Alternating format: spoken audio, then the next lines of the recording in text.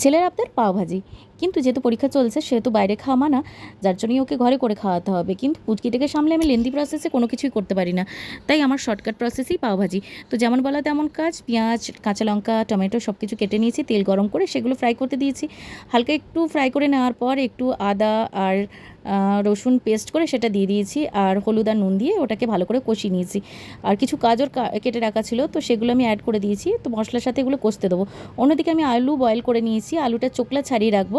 আর এদিকে ভালো করে আমি মশলাটা কষে নিচ্ছি জল দিয়ে দিয়ে, আর গাজরগুলোও একটু সেদ্ধ হতে দেবো। তো এদিকে মশলাটা একটু কষতে দিয়েছি, অন্যদিকে আমি আলুগুলো ছাড়িয়ে নিয়েছি। আলুগুলো একটু স্ম্যাশ করে নিয়েছি, কিন্তু আলুগুলোকে খুব মানে ভর্তার মতো স্ম্যাশ করলে হবে না, একটু দলা দলা রাখতে হবে। তো এদিকেও আমি আবার জল দিয়ে আরেকবার গাজরগুলো সেদ্ধ হতে দিলাম, আর মশলাটাও হতে দিলাম ভালো করে।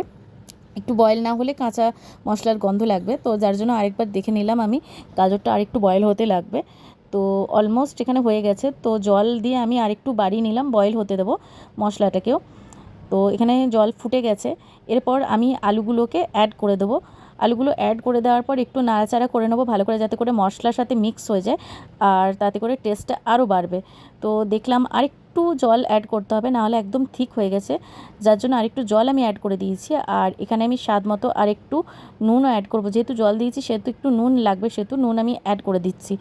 তো আর আমার কাছে এখানে আছে পাওভাজি মশলা, ক্যাচের পাওভাজি মশলা, তো সেটা অ্যাড করে দেবো, তাতে করে ফ্লেভারটা একদম মনে হবে যেন বাইরে থেকে কেনা।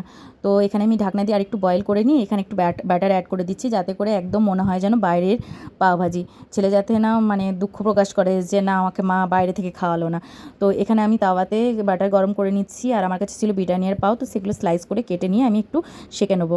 তো এই ভাজিটা যেটা বানিয়েছি সেটা পায়ের সাথেও খাওয়া যায়, রুটির সাথেও খাওয়া যায়। তো শর্টকাট প্রসেসে বানিয়েছি, তোমাদের কেমন লাগলো আমাকে একটু জানিও, আর পারলে তোমরা ট্রাই করে দেখতে পারো যদি হাতে